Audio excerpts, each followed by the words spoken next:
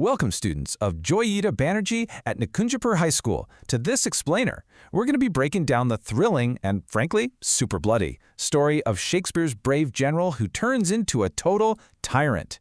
Yep, we're talking about Macbeth. It is the absolute classic tale of ambition gone horribly wrong, and I'm so excited to guide you through it.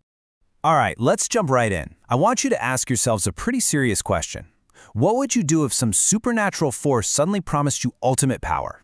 I mean, really think about it. Think about ambition and the extreme lengths someone might actually go to when they're promised the ultimate prize, a crown they were never even supposed to wear. Just to set the scene for you, listen to this chilling chant. Fair is foul and foul is fair. Hover through the fog and filthy air. Talk about spooky, right? This eerie incantation introduces us to the Weird Sisters.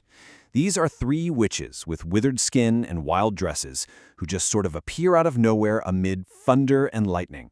It perfectly sets this ambiguous tone for the whole story, letting us know right away that in this world, nothing is exactly as it seems.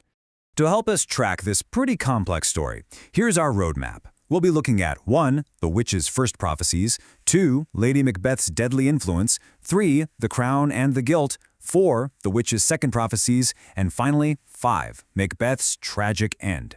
So, starting with part 1, the witch's first prophecies. Our story kicks off with Macbeth. He's the brave Thane of Glamis, and he's just emerged as this massive hero after defeating a rebel army.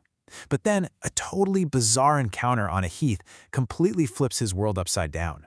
The witches expertly plant this dangerous little seed of ambition by promising Macbeth that he will actually be the King of Scotland. But here's the catch. They promise something completely different to his fellow general Banquo.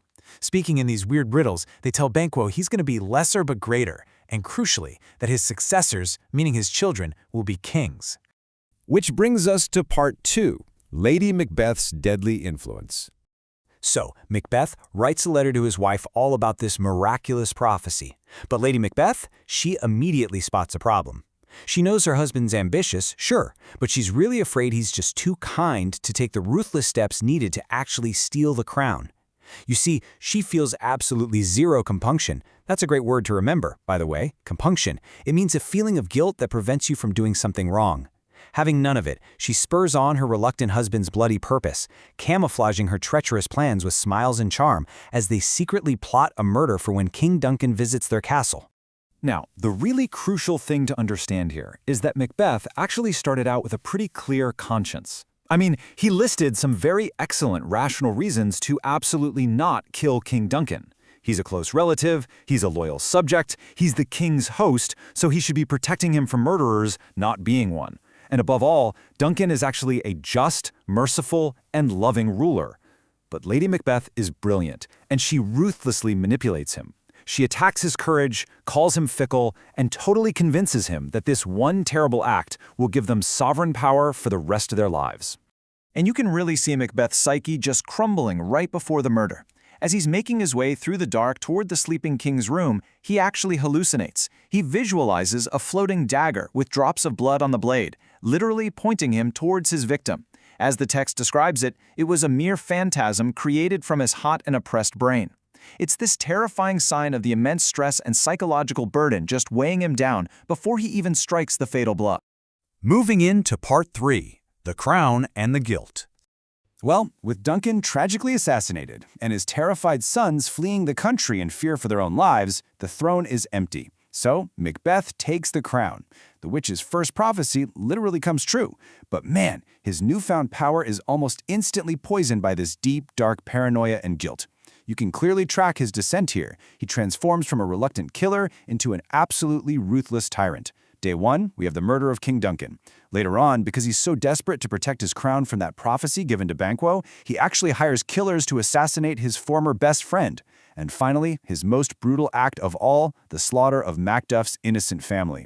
He completely alienates the nobility and turns into a total monster just to protect his ill-gotten throne. But his conscience, as battered as it is, just won't let him rest. Picture this. He throws this grand royal banquet to celebrate his new kingship, but his guilt completely shatters his mind right in front of everybody. A completely guilt-ridden Macbeth hallucinates the bloodied ghost of his murdered friend Banquo sitting right there in his reserved chair. Imagine being a guest at that dinner. The newly crowned king is standing there, completely unnerved, just screaming at an empty chair that only he can see. Lady Macbeth actually has to frantically dismiss all the guests just to hide his terrible secret. Okay, let's look at part 4. The witch's second prophecies. So, finding absolutely no peace and suffering from these horrific nightmares, a very desperate Macbeth decides he has to return to the heath. He seeks out the witch's dark cave, basically demanding to know his ultimate fate.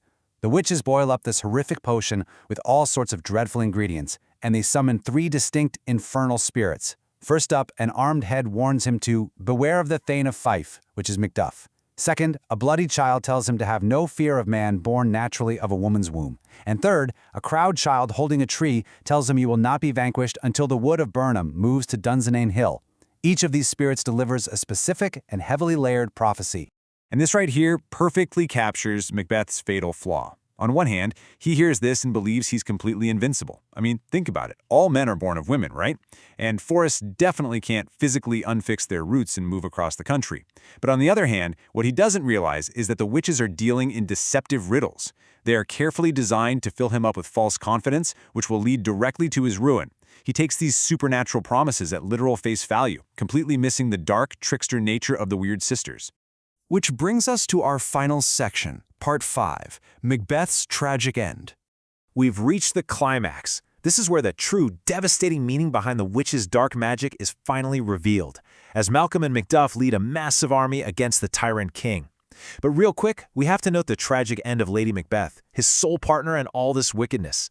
She's completely unable to bear the crushing remorse of her guilt, and she suffers from severe somnambulism, which is just a fancy word for sleepwalking.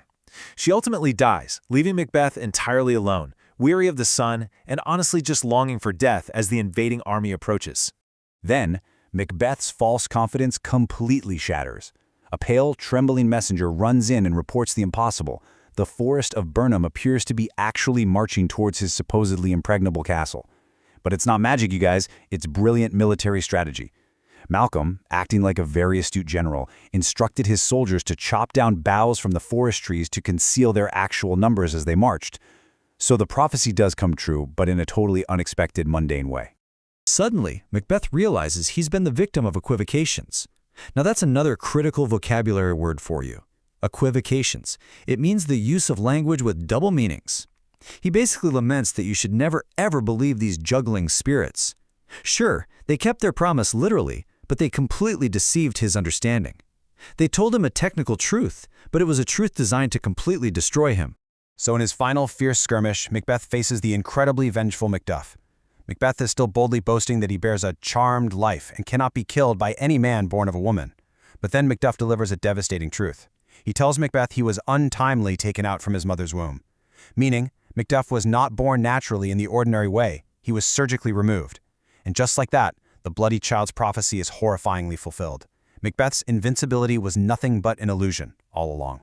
Even then, Macbeth refuses to yield. He fights to the bitter end until Macduff overpowers him, ultimately severing his head and presenting it to the new, lawful king, Malcolm. As young Malcolm takes his rightful throne amid the cheers of the people, I want to leave you with one final thought to ponder. How does relying on the deceptive truths of dark forces ultimately guarantee your own destruction? It's a really powerful question about ambition, guilt, and the incredible danger of trusting those who speak in double meanings. Thank you so much for learning with me in this explainer today, and keep exploring these amazing literary mysteries.